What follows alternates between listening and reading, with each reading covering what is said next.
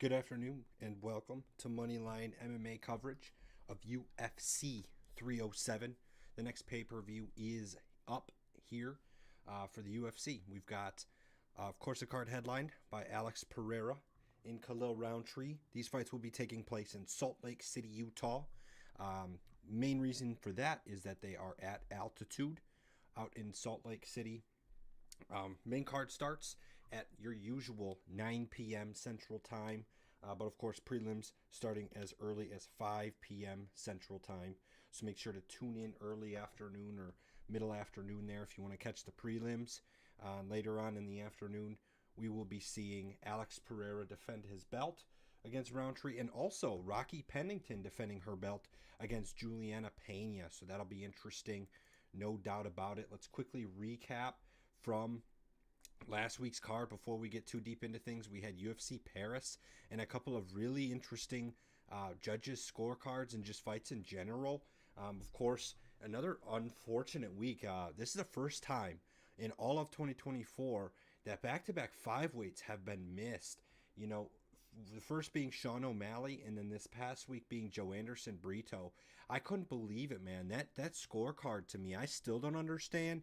I think, Jose, you and I discussed, and you would watch the fight, not live, but you kind of rewatched it, and you kind of saw Gomez getting a split decision win, so it wasn't as crazy to you. But I don't know, man. It seems that you're the outlier, if you ask me, from the general community, whether you watch, other channels on YouTube or whether you go on Twitter and see what the community is talking about. Man, almost everybody seems to think and agree with me that Joe Anderson Brito won that fight. Round one is a lot less up to discussion. I'll agree that he lost round one, but 2 and 3 is crazy. You cannot argue. To me, it's crazy to argue that Brito did not win rounds 2 and 3. But this isn't a show to go over that fight specifically. I just don't think the judges. I think that was a very clear instance of Homer judging. I really do. And to convince me otherwise, you're going to need some really statistical or some sort of evidence that I haven't seen already. But to me right now, that is absolute Homer judging, and we have to consider that going forward. Where these fights are occurring make a huge difference on the outcome if it goes to the judges. They're going to vote for the hometown kid. That's just how it works. So take caution when betting and picking against guys that could be decision fighters in foreign lands. That being said, Jose's 5-weight Benoit Saint Denis also misses. It's just a tough day there. He Nato just kind of brought it to him, and in the second round, towards the end of the second round, just rocked him with so many shots that Benoit couldn't even see out of his eye anymore, and they had to call the fight. So that's one that Jose and I both got wrong. And it's just overall, I will say, Ludovic Klein got the job done for me. 4-weight pick there. Ludovic Klein gets the unanimous decision win. So that was nice to see. He didn't have the threat of a French fighter getting the ridiculous decision that he shouldn't have, like happened with Gomez. And then otherwise, the other big win for Moneyline MMA would be Brian Battle. That was a great fight for Battle. And honestly, after he got the win, he flips off the crowd and yells at. That was one of the best post-fight interviews I've seen in a while. Love that out of Brian Battle, repping the United States. And then the final note I'll make, of course, Brendan Allen takes a loss. He looks good in round one against the Imavov, but then gets his takedown stuffed time and time again and just couldn't get the job done. But Jose with the huge pick on Fares Ziam. I saw Matt the Steamroller Frivola being a lot of underdog picks around the community.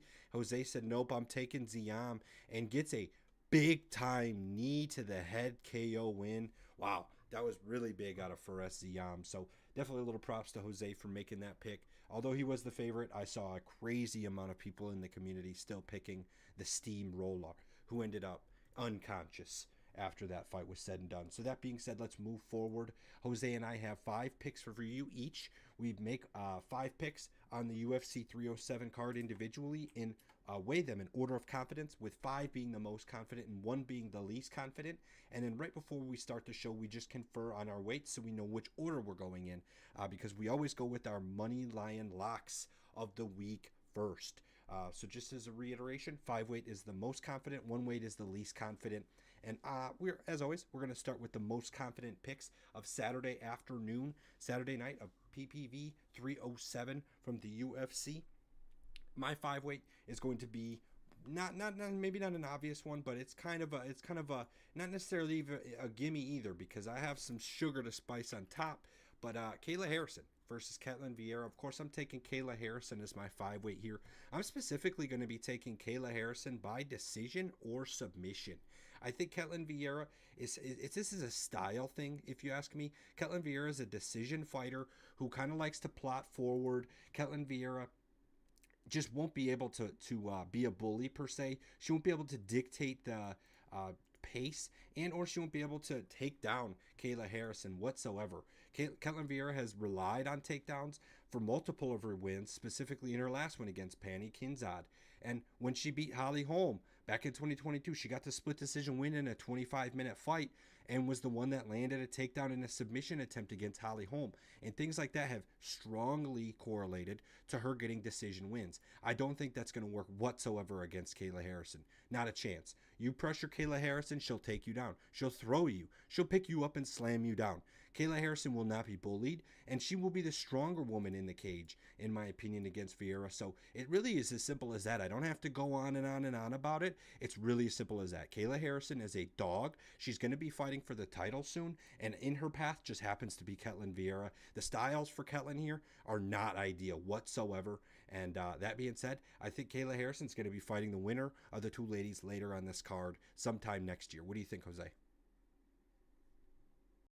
Yeah, Nick. So I actually do not have a weight for this fight. This is the one fight on the main card that I did not choose, and the reason is because I do agree that I think Kayla Harrison should get this win, and is most likely going to win. I think I agree, probably most likely via submission. And or unanimously. The thing is I think Caitlin Vera is actually going to offer at least some trouble on the feet. So then it just depends when Kayla Harrison's going to close the distance and grapple Caitlin Vera, and both share a common win over Holly Holm. And Caitlin Vera's was a split decision where Kayla Harrison actually got the job done. So Holly Holm obviously being a great striker, one of the best strikers on the feet in the division. So if Kayla Harrison was able to close the distance against her and out grapple her, then I think she's going to be able to do the same thing for Caitlin Vera. So again, I do not have a pick on this one, but if I did, yeah, I'd go with Kayla Harrison, and she would be high as a pick for me. All right, sounds good. So that's the official five weight from me here. Nothing from Jose, but specifically keep in mind, I would like to do the double winning method chance of decision or submission. I think there is going to be a time when Kayla Harrison could show her hands. I don't think it's going to need to be now. I think, she might swing here and there, but in the end, like you said, if Ketlin Vieira is going to bring some pressure on the feet, all Harrison's going to do is take her down and show her that there's levels to this game. Ketlin Vieira can have a 92% takedown defense all she wants. It's just not going to be effective if she's the one pressuring and getting in clinch scenarios, which I think is likely to happen at some point. So, yeah, that being said, man, give me it all day. Kayla Harrison, submission or decision, so you can break that line. The line's at 850 right now. That is juiced, absolutely juiced.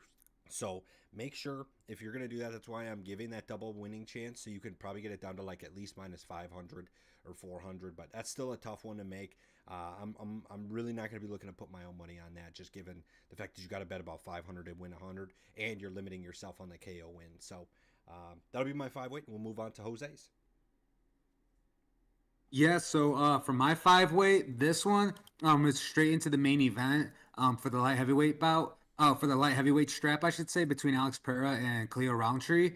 Right now, Alex Pereira, he's a big favorite at minus 520, while Cleo Rountree is an underdog at plus 350. This one, it's really hard to deny Alex Pereira at this point. I mean, for how short he's been in the UFC, he's accomplished so much. Or a two-time, two division champ, and he's beaten many former champions already with the Yuri, Jamal Hall, Jan Blachowicz, Israel Adesanya, and Sean Strickland. And even like other contenders that are up and coming. Like, well, now he's on a 3-fight win streak by the time Bruno Silva. And that being said, obviously that's probably that's 100% the weakest name I named off of all the names. But that being said, Alex Perez being really good fighters at both 185 and 205, that I just don't think Cleo Rountree is even near the level of those guys. Yeah, Cleo Rountree has nice Muay Thai, but I mean, Alex Pereira, like, I don't think Cleo Rountree's Muay Thai experience is going to really do much against Alex Pereira. I mean, Alex Pereira has a long kickboxing record himself, and he's one of the he's fought consistently the best of the best. Even when before the UFC, when he was champ for kickboxing, he was consistently going against the best strikers trying to take his strap. So that being said, I just don't think Khalil Rountree is going to be mm, uh, anything too special. If anything, it may be a walk. I mean, I'm not gonna like say so much about Alex Pereira. Say it's gonna be an easy walk in the park because things happen all the time. It is fighting. Khalil Rountree completely shock us and knock Alex Pereira out or beat him unanimously. That could surely happen. But I'm most likely going with Alex Pereira winning this and I think even finishing Khalil Rountree. Khalil Rountree, he has been finished out of his 5 losses. He's been KO'd twice and submitted once. So I think Alex Pereira, he was able to knock out Yuri, Jamal Hill, even Izzy, and Izzy actually has a really good chin. So that being said, I think I think that left hook is just going to rock Khalil Rountree. Rountree's got phenomenal kicks, but Alex Pereira is just going to check those kicks 100%. Like Alex Pereira lands more significant strikes per minute. He lands 5.23 significant strikes per minute, while Khalil Rountree's 3.84. And Khalil Rountree definitely absorbs more than what he takes in. He absorbs 4.18 significant strikes per minute.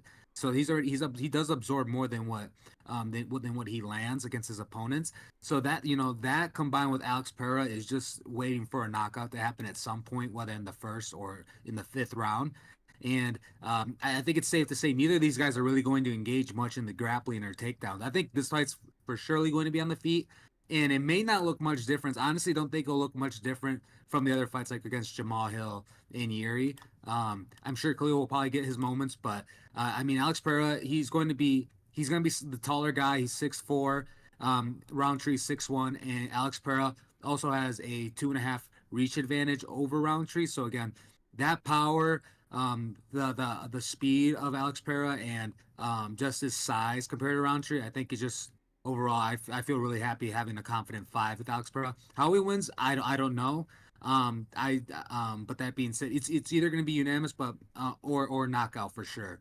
I definitely don't expect any submissions whatsoever from this fight. So that being said, I have Alex Pereira as a 5 weight. What are your thoughts on this one, Nick?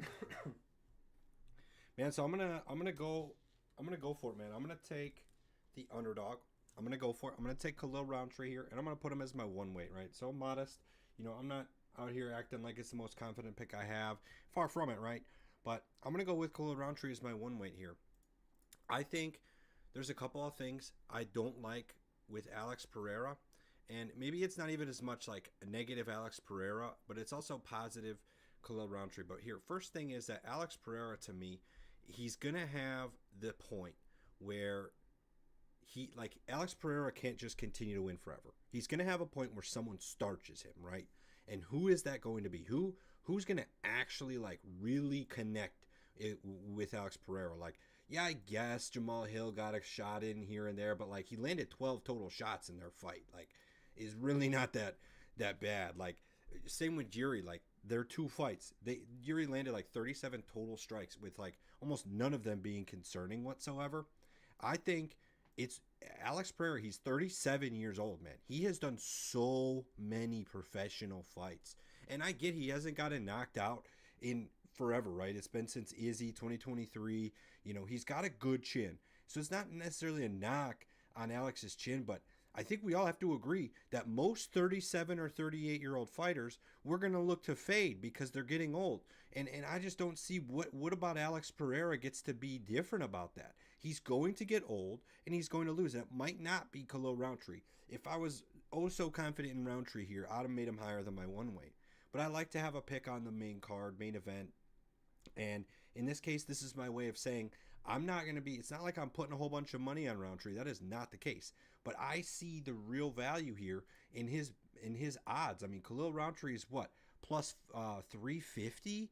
Plus 350. I mean, I'm not saying he's the most powerful striker that Alex Pereira's ever fought, but he's going to offer something that none of his opponents in the UFC at least have offered so far. And Khalil Roundtree, I understand that also Jamal Hill, I believe, is a southpaw, so it's not that whatchamacallit, Alex Pereira doesn't have experience fighting southpaws, but I think there's going to be something about that with Khalil Rountree's kicks too, and how those are going to affect the fight with the switch stance situation. So I don't know, man. To me, this is a spot where I'm just not 100% confident that Alex Pereira is going to go in there and look like the guy we expect him to.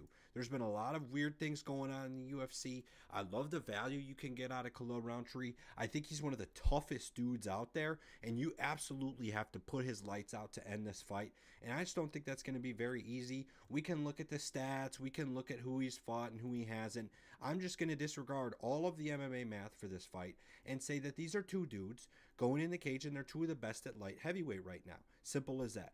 We don't have to get nitpicky about, oh, but Magomed, oh, but these guys, okay, they'll get their chance. If they're good enough, they'll get their chance. But right now, we're looking at Khalil Rountree, a guy who's arguably got the most motivation of all time. Like, everybody is telling this guy that he does not deserve it. Like, I don't know about you, Jose, but if you told me for just like 3 straight months, you don't even deserve that, Nick. You don't deserve that. What do you mean? You don't deserve that, dude. You're gonna get your ass kicked. You don't deserve that, dude. I would be enraged inside. I swear there would be something inside of me that got me to wake up every morning and hit those bags harder than I've ever hit them. Just thinking about these people that think they know me and think they know how I run my life. And I don't know. Those reasons, man, I really think Khalil Rountree has a high level of motivation here. He's got a high level of preparation going into this fight. He's going to be the best version you've ever seen of Khalil Rountree out there. So we could talk about, okay, he went the distance with some average fighters. He got knocked out by Ion Cutelaba. Okay, 5 years ago, right? This is going to be a different man, in my opinion. And on top of that, we can also talk a little bit about the elevation. And both of these dudes are really strong, but I think the elevation is going to pose an interesting threat here. I agree that this fight does not go like wrestling at all. This is going to be all standing, all boxing. Maybe a Khalil Rountree, say he gets rocked, right? And maybe Pereira rocks him and he's like, oh, okay, maybe he shoots a takedown or something then. But in all reality, I kind of doubt. There's some people out there that seem to think Khalil Rountree is going to come in and try to wrestle. I don't really see that. Like, why would he try and wrestle now when he's not even landed a single takedown in UFC history for his UFC tenure, that is? I just don't see that changing out of nowhere for this one fight. So at the risk of not rambling, I am just going to leave it there and say that I like Khalil Rountree as a one-weight pick here, mainly based on value for the plus money, mainly based on motivation, and the fact that I think he's going to bring something in the ring that Pereira's not yet seen in the UFC. I see, I see what you're saying, Nick. Like, I do see some value in Khalil Rountree, but for me, it's just tough. I think the one key to beating Alex Pereira is just actually matching him up with a good wrestler that has good striking defense. Like Jan Blachowicz, for example, that when he fought Alex Pereira, I think he laid a good blueprint, which I'm surprised no one's been able to really replicate thus far yet, which was when he went to split decision. Though he lost split decision to Alex Pereira, that is, and for a good chunk of the time, he also sat on Alex Pereira. So it does show that if you have a guy that knows how to strike and can at least grapple and control someone on the ground, that could be a key to victory for them to beat Alex Pereira. And I just don't think Khalil Rountree will be able to do that. I think if you're going to just try to stand one-on-one in front of Alex Pereira, your chances of going lights out is extremely high. So that being said, like since I don't see Khalil Rountree really offering much of a grappling threat, I think he's just going to fall similar to Yuri and Jamal Hill. And that being said, yes. And that being said, yeah, I feel strong with Alex Pereira as my 5-weight. Sounds good. Sounds good. We'll agree to disagree on that one. I'm not confident enough to sit here and be like, bet me, because I could totally see that happening, man. I am not here to say there's no chance. Alex Pereira has definitely been way better of a fighter and certainly has a way higher chance of getting that knockout here.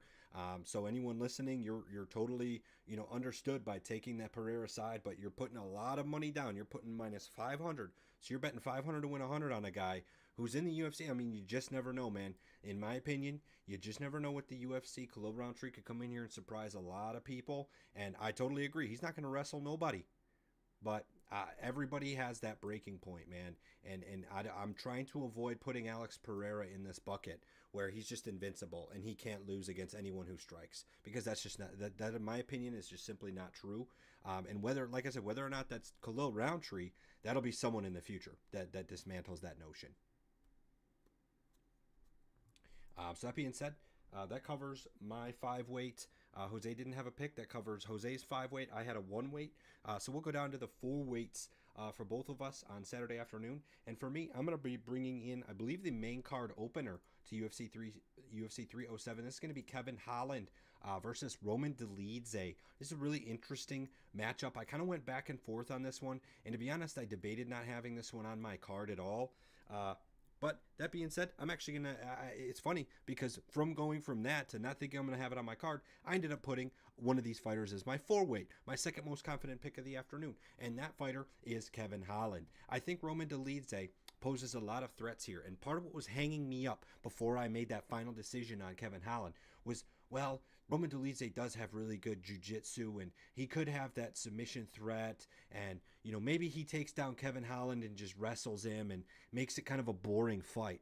And that, okay, yeah, that's a possibility, but okay, if I'm really worried about that, then who has Dolidze done that to? Like, I guess you could argue he kind of did it to Anthony Smith in his most recent fight, having 3 minutes 33 seconds of control time, but that all ended up being in only round 2. Rounds 1 and 3, Dolidze didn't even attempt a takedown. Oh, my bad. He attempted one takedown in the other 2 rounds and missed it. So 0 takedowns for those 10 minutes, and he gets the unanimous decision win against Anthony Smith. I don't think he's going to be able to do a whole lot with Kevin Holland on the ground. I think he stands and bangs with Kevin Holland. And in that case, I'm absolutely down to be on Kevin Holland's side. I think Kevin Holland is the better striker. He's got size. He's got an inch or two of height based on where you're looking, and at least 5 inches of reach based on where you're looking. I love the big cage aspect of this. And even if Kevin Holland does get taken down, he's a serious threat. I mean, he's obviously come like he's 3-2 in his last 5, 2 submission wins, a KO win, and 2 decision losses. So I can admit, right, the one thing might be Dolidze making it a boring fight and trying to wrestle his way to a decision win. But every other outcome I see here, in my opinion, ends with Holland getting the win. And there's still a chance Holland wins by decision, but I could also see a submission. I could see a KO. I really could see Holland kind of winning in multiple different ways here. And the only thing I'm kind of sad about is the fact that I thought Holland would be dang near the dog here, and in fact he is the minus 170 favorite. So not getting as much value on the line as I'd like for Holland here, but I'm pretty confident he's able to get the job done against Dolidze. What do you think, Jose? Yeah, so for this one, like this one was slightly a tough one for me, but honestly think Roman Dolidze, the level of competition that he's lost to is slightly better than the ones Kevin Holland's lost to. I felt like that Michael Venom Page fight, I felt Kevin Holland should have won that fight. It was winnable for him. And then that Jack Della Maddalena fight was a close split one. And Jack Della Maddalena, like that actually is a good fight. Like not won't discredit him too much for losing that one. But that being said, I think the best thing that Kevin Holland's been showing lately is his submission game. He's really good at fighting off of his back, even looking for knockouts. Like this happened a long time ago, but when he knocked out Jacare Souza from his back, Kevin Holland's just really good at improvising and fighting off his back. But I think Roman Dolidze is going to be too good and he's going to hold him down. Roman Dolidze has never actually been submitted at all. So I just don't think Kevin Holland would be one to do that. And then in terms of KOing or knocking Roman Dolidze out, again, he's not even been knocked out as well. So if Kevin Holland, I think if he's going to beat Roman Dolidze, it's gonna have to come by decision. And I just don't see Kevin Holland being the fighter to rack up the points to unanimously beat Roman Dolidze. But fighters like Marvin Vettori and Nasruddin Imavov, I do see those guys. I believe it when they beat Roman Dolidze by majority. But right now, most recently, he beat Anthony Smith, and then Anthony Smith is someone that was finished. He's been on and off himself. He was been finished before by Khalil Rountree. So I just kind of threw that in there just because we were just talking about Khalil. But that being said, like Anthony, that's a guy that has seen that's a vet fighter, and then Kevin Holland as well. At this point, I would consider Kevin Holland definitely a vet. He's fought a lot of who's who now at this point in his UFC career, and I just think Roman Dolidze is one of those fighters where he is supposed to be Kevin Holland. The reason I say that is just I think overall he's going to give Kevin Holland problems. Even though Kevin Holland has a longer reach, Kevin Holland actually has a 5-inch reach advantage. I think Roman Dolidze he's just going to be overall thicker. I do see he's the underdog, and for me, I do see a lot of value in him being the underdog. I expect Roman Dolidze to pretty much initiate a takedown and try to bully Kevin Holland. Kevin Holland even though this is going to be at middleweight, I just don't think like every time he gets in there with the middleweights, I feel like most of the time he doesn't look that big because he is a tall, scrawny guy, which I guess doesn't help as much either at 170. But here, I see Roman Dolidze winning this one. I see him actually himself winning this by unanimous decision. I feel so strong about that I actually have Roman Dolidze as my 4-weight. And that being said, yeah, Kevin Holland, super flashy guy. He lands more strikes per minute than Roman Dolidze. He and again has a longer reach. But at the end, I think Roman Dolidze is going to just pretty much do what Marab did to Sean O'Malley is pretty much what I'm trying to say. I think that's how this fight will pretty much look like. So that being said, I don't think it'll be the most exciting fight, but I definitely think Roman Dolidze is going to come with a strong win. So that being said, yeah, I have Roman Dolidze as my 4-weight. Nice. So we have a disagreement, but not only that, but it's our four weights disagree with each other. Again, we don't confer on these beforehand. All we do is give each other our weights to know the order. But yeah, sounds good. So we'll have to agree to disagree on this one as well. That's two disagreements out of three so far. But this one's a lot more conviction from my end than Khalil Rountree is, mainly because I do see what you're saying about the Dolidze. Like that's the main reason I was a little back and forth on it, as I mentioned earlier, because I recognize that the Dolidze could go and try and land a takedown and play the boring wrestling match to beat Holland. But in all reality, I just don't see that being the outcome.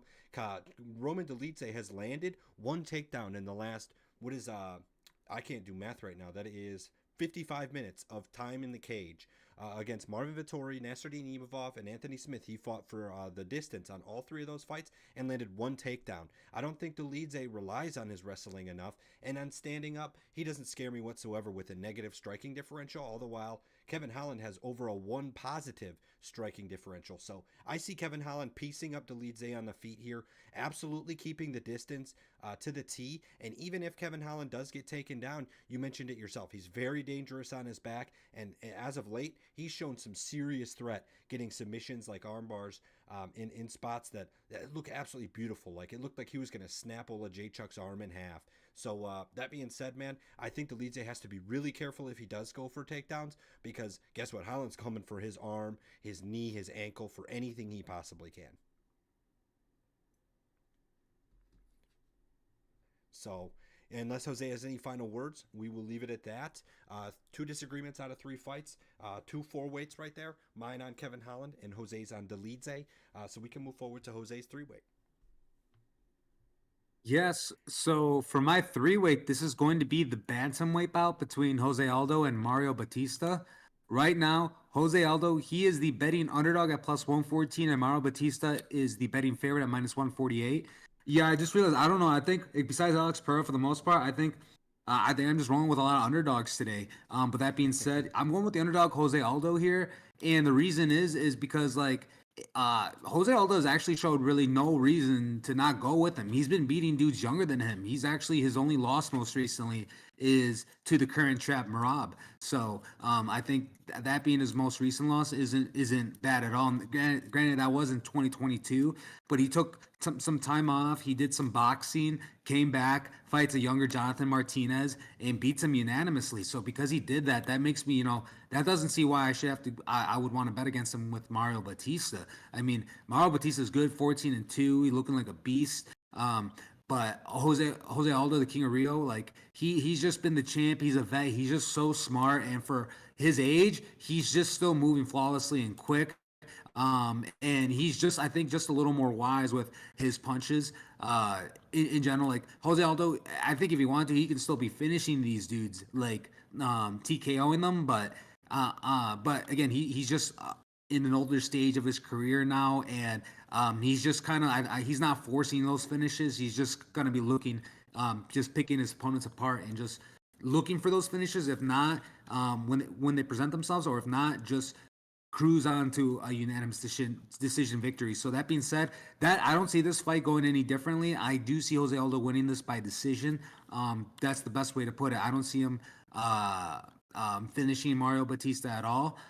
Mario Batista, he does land a lot of strikes on the feet as well. He lands 5.69 significant strikes per minute, but he absorbs 3.99 significant strikes per minute. And against Jose Aldo, yeah, that like I just see easy pickings for Jose Aldo, and he's going to just add up those points. And Mario Batista will probably try to engage.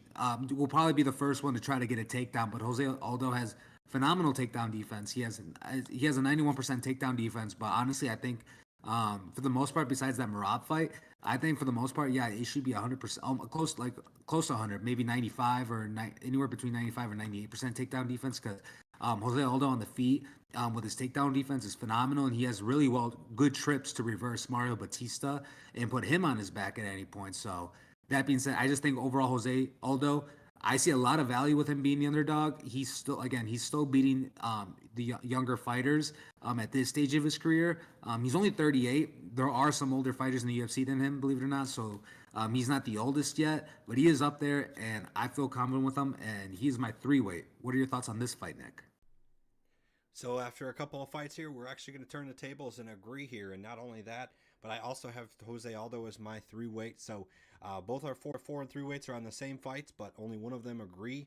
I pretty much echo everything you said there about Jose Aldo, with only a couple of things to add in there. With being first thing being Mario Batista's opponents. I know Mario Batista's looked incredible, and he's kind of dominated almost everybody in the UFC besides Trevin Jones. But guess what? His most recent wins, or aka the wins that you might take the most credence in, like the Mon Blackshear, guess what? He got KO'd in the first seconds against Montel Jackson. So is he really that good? And same with Ricky Simone. Okay, you beat Ricky Simone. So guess what? Ricky Simone's on a 3-fight losing streak. Is Ricky Simone even that good? So I don't know. Maybe you could argue that Mario Batista is so good that he's winning because he's not even knocking them out. He won by decision against both of them. So he's just like demoralizing them so much that they can't win fights anymore. But in all reality, I see it more as Mario Batista's not had the toughest go in the UFC so far in terms of opponents. He's fought multiple guys in the UFC that aren't in the UFC anymore, whether because they're good or because they're old. Either way, I'm not really that impressed at all with what Mario Batista's been able to do. And honestly, you could say kind of the same about Jose Aldo if it wasn't for his most recent win against Jonathan Martinez from May. 4 months ago, he was able to come in and look dominant against Jonathan Martinez. It wasn't like it was a split decision. Oh, this is kind of close. Like, Jose Aldo looked good the entire time and kind of held that fight in check the whole time, won unanimously. I think Jose Aldo, like you said, one of the best defensive boxers, right, in terms of not being taken down. Merab accounted for over 5 minutes of control time in the time they did fight. But on the books, as far as the stats are concerned, Merab was 0 for 16 on takedown attempts, and that's pretty significant. I think Mario Batista, his style is generally to use his boxing. He has a positive striking differential. He likes to push forward and then try and maybe get a takedown if it's needed. He didn't do that against Ricky Simone. In fact, Ricky Simone was the one landing takedowns in their fight. But in the end, Mario Batista was able to get up and land a heck of a lot more strikes. So he kind of did change up, and props to Batista for showing some evolution to his game in that fight against Ricky Simone. But again, it's against an opponent that I'm really not convinced is the greatest. And I'm not sitting here acting like Jose Aldo beat the champ or anything like that in Jonathan Martinez, but we've seen it, what Jose Aldo can do and bring to the table. I don't think we can question it whatsoever. And as Jose mentioned, he's the dog. That's insane value on a guy that we know has proven success. I think the one and only thing you might be concerned about is the stories that Jose Aldo is not truly 38 years old, right? The story is that he was not given a birth certificate upon birth, and when it came to time that he needed to get a visa to leave the country, he gave them an age, right? And it wasn't his true age because nobody really knew what it was. So they're okay, fine. We could act, okay, sure, maybe he's 42. Maybe Jose Aldo is 4 years older than he said he was, right? 42 years old. Does it really matter that much? We got to see what he could bring to the table 4 months ago. I don't think he's going to be that much different 4 months ago than he is now. He might be a little different, but in the end, he's not going to be a completely different man. Like, there's a justification for being concerned about his fight from 2022 to 2024. That's a 2-year difference. That's a long time, right? That's a very long time to be off. But 4 months is nothing. 4 months is nothing. He's probably been in shape the whole time, looking great the whole time. So I'm with you, Jose. 3 weight on Jose Aldo. I think it's pretty straightforward, great value, and the styles match up well for him.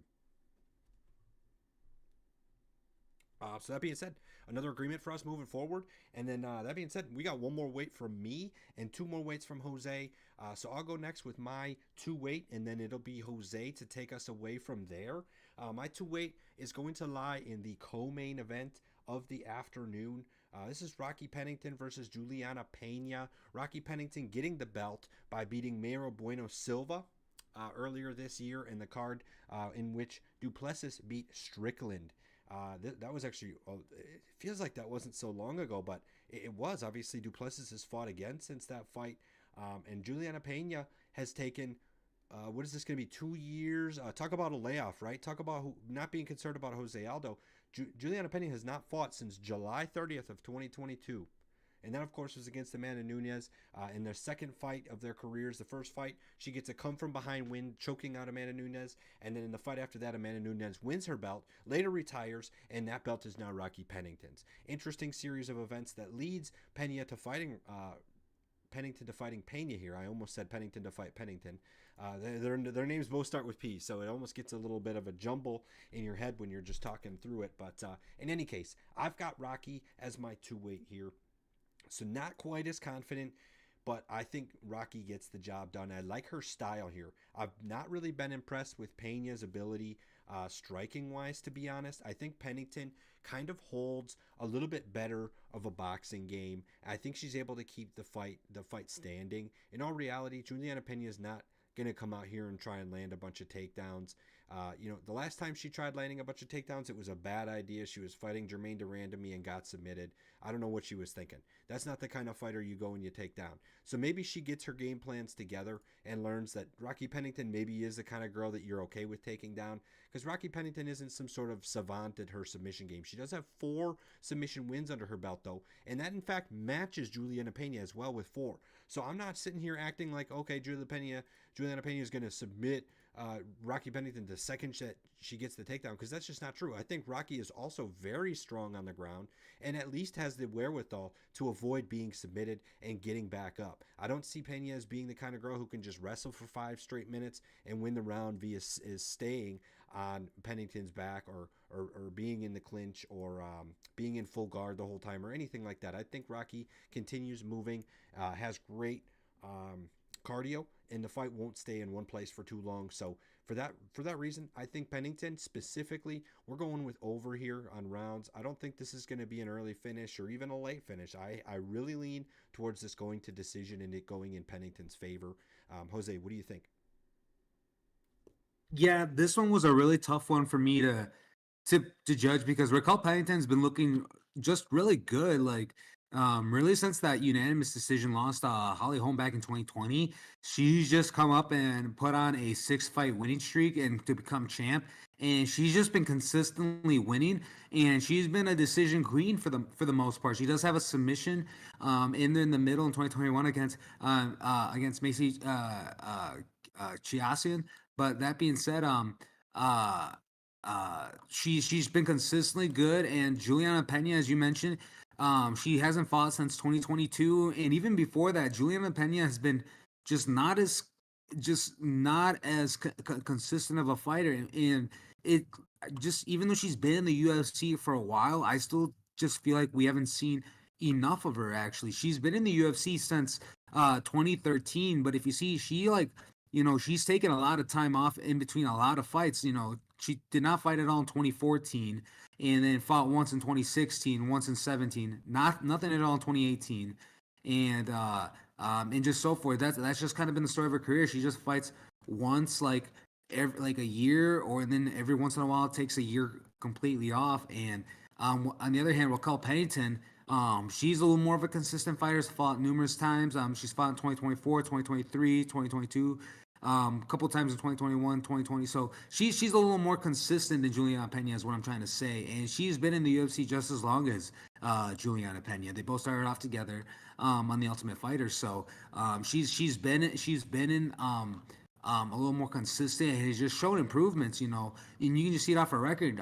Raquel Pennington, she's gone against everyone. She's gone against the former champs. She's gone against contenders and just up and comers. And while Juliana Pena, she herself, she's always been actually lumped up in there with some of the top 5 fighters. She's consistently been fighting good fighters, but again, not as often. So it's really hard to base because she'll come in and she'll get choked out by a striker like Jermaine Geronimi, and then go in and submit a wrestler like Sarah McMahon and submit Amanda Nunes, one of the greatest females of all time. So and then again, she gets submitted by Valentina Shevchenko at some point. So Juliana Pena, she's just really, like, for me, a hit or miss type of fighter. If she's on, she's the best, but then if she's not, she's just absolutely the worst, is the best way to put it. She's really one way, she's either hot or cold, while Raquel Pennington has just been nothing but just a consistent fighter. And for me, it was a really tough one for me to judge. I'm going with Raquel Pennington. I'm sorry, I don't even think I said that yet, but I am going with Raquel Pennington. She is my one weight, just because of her consistency. She lands more significant strikes per minute, even though Juliana Pena has got great hands. But I think Raquel Pennington herself too, I think her jiu-jitsu is going to be just as good as Juliana Pena's, where it won't be a threat. So ultimately, I see Raquel Pennington beating Juliana Pena just by decision. I think that's just the best way to put it, is decision. It is my one way because, again, if Juliana shows up hot, she could possibly submit Raquel Pennington or knock her out. But that's if Juliana Pena shows up looking just really good. If she shows up looking good, I just think ultimately it's going to be hers for the taking. But Raquel Pennington, at the end, she's just been a lot more consistent, so it's hard to not side with the champ on this one. I'm going with Raquel Pennington, but she is my one weight. So we will agree then on Pennington there, and I pretty much obviously largely agree with most of those statements. I think, yeah, it's one of those things. I don't like to see fighters take years and years off and come back. And Juliana Pena, I'm trying not to fade her solely based on her trash talk, but man, it's just, I can't deny the fact that it's annoying to hear Pena go into interviews with Ariel Helwani or whoever else and just be like, I'm the best. Nobody can beat me. I'm the best. So I'm so great. I'm just this. I'm that. You were coming off a loss, all right? You're coming off a loss against Nunes, and in all reality, you're just saying that out loud so that you believe it yourself, because none of us believe that. Let's be real. None of us believe that, and if it was true, I guess you'll prove it on Saturday night by getting the belt, right? But in all reality, I don't believe it. I'm taking Pennington. It doesn't seem like you believe it either, Jose, because if you thought she was the best in the world, you'd be taking Juliana Pena, but I just don't see it, man. I think she's a great fighter, don't get me wrong. Not debatable to be a top 5 fighter, but when it comes to being the best, I think Rocky just displays an overall better ability in all facets of the game. Final note two. Just quickly looking back, of all the years that Pennington's been in the UFC, these are the fighters she's lost to: Jessica Andrade, Holly Holm, Amanda Nunes, and Germaine de Randamie. Those are all the females that have beaten Raquel Pennington. That's crazy. Those are some of the best fighters in UFC female history. And I get it. She's got some easy wins. She's got some wins against girls that aren't that popular. But she's also got wins against Jessica Andrade and Irene Aldana. I mean, I'm just saying. Rocky Pennington's been there and done that for so many years, and she's just not gotten her flowers. I think this might be her chance. So that'll leave us to one more weight then. I believe we have a 2 weight from Jose to close the show. Yes, yes. So for my last weight, this is actually the welterweight bout between Stephen Wonderboy Thompson and Joaquin Buckley. Right now, Wonderboy, he is the betting underdog at plus 162, while Joaquin Buckley is the betting favorite at minus 210. Yeah, again, I'm going with this one. I'm definitely going with the underdog, Stephen Wonderboy Thompson. He's the much older. He's 41. He's 41 years old. Joaquin Buckley is 30, so he definitely 11 years older than Joaquin Buckley. And that being said, he's still fighting young though. I mean, he lost to Shavkat, who many say may get the next title shot. But before that, he fought Kevin Holland and beat Kevin Holland. It was in the 4th round via TKO corner stoppage. But before that, he's only lost to Bilal Muhammad, who is also the current champ, and Gilbert Burns, who is straight up an animal and was a title contender at the time. And and before that, he had wins over Jeff Neal, Vicente Luque, good wins. So that being said, Stephen Wonderboy Thompson, I'm going with him. He's just he's older than Jose Aldo. Like, that's crazy. He's 41 years old. Well, suppose maybe And that being said, I think he's just his fighting IQ is just some of the best ever in the UFC. I think he's just going to keep his distance and use his legs and his just overall superior striking over Joaquin Buckley. That's the best way to put it.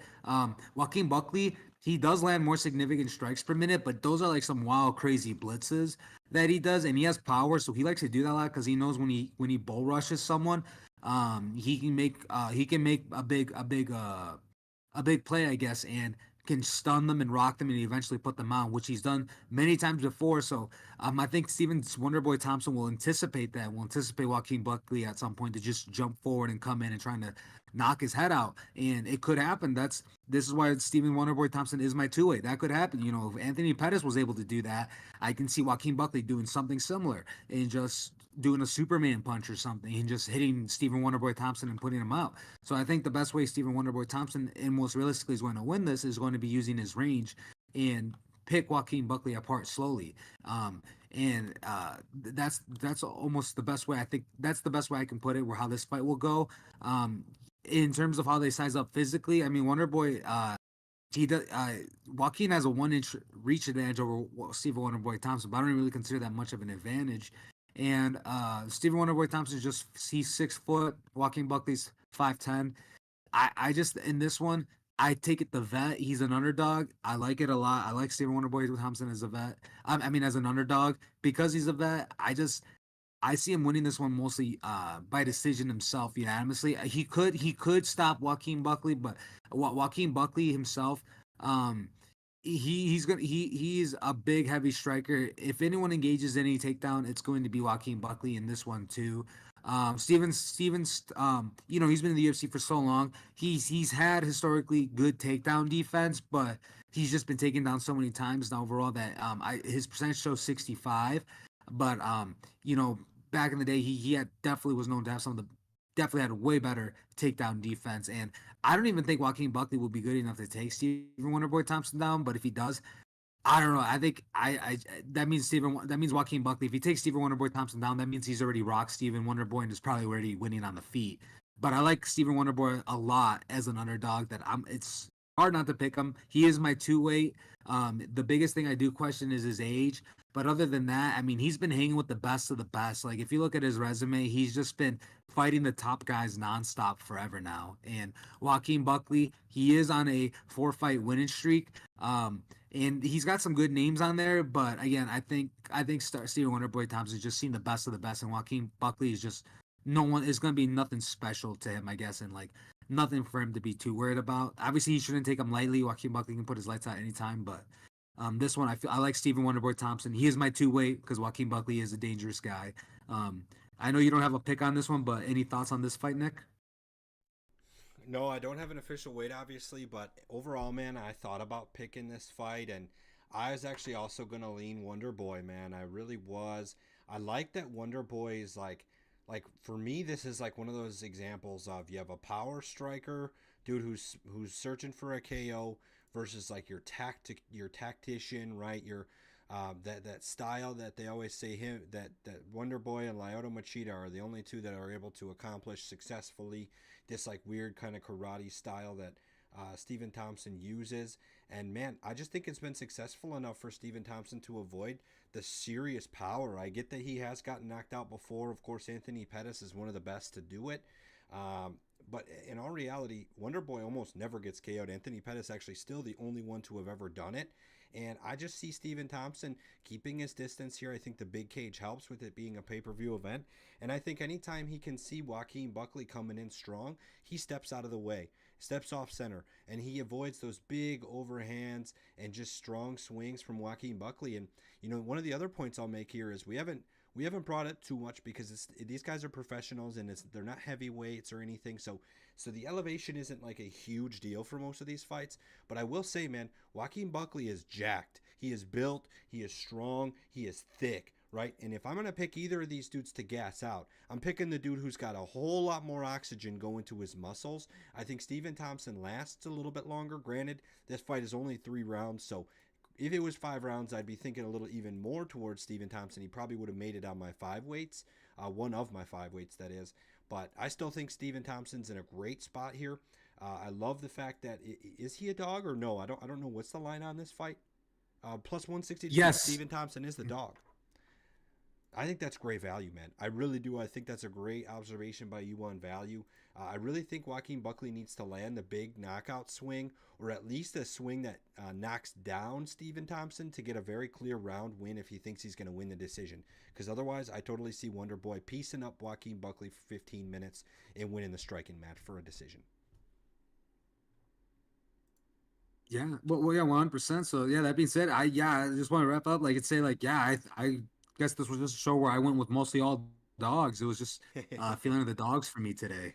Nothing wrong with that, man. We're picking based on how we see it, and of course, we pick some fighters based on value too. But I'm out here picking Kayla Harrison as my 5 weight, and like I said, not betting money on Kayla Harrison at that insane minus 800 value. That's insane.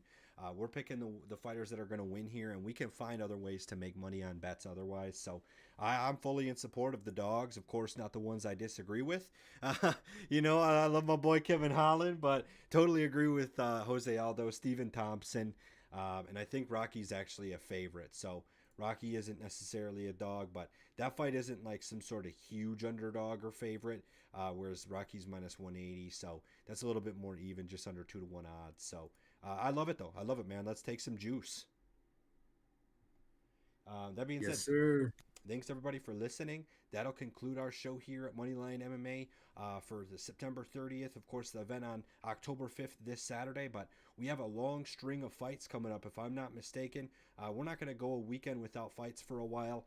Next week, we have Brandon Royval fighting Tatsuro Taira in Las Vegas at Apex. That'll headline a UFC fight night a week from Saturday night, and then after that, we've got UFC. After that, we have another Vegas pay-per-view. I keep wanting to say pay-per-view, but it's not. It's a fight night in the Apex. That'll be what's his nuts, the small Michel Pereira versus Anthony Hernandez. So Michel Pereira is getting the headliner, and then finally to close out October, we're getting Ilia Topuria versus Max Holloway. So make sure to subscribe and put the notifications on down below to get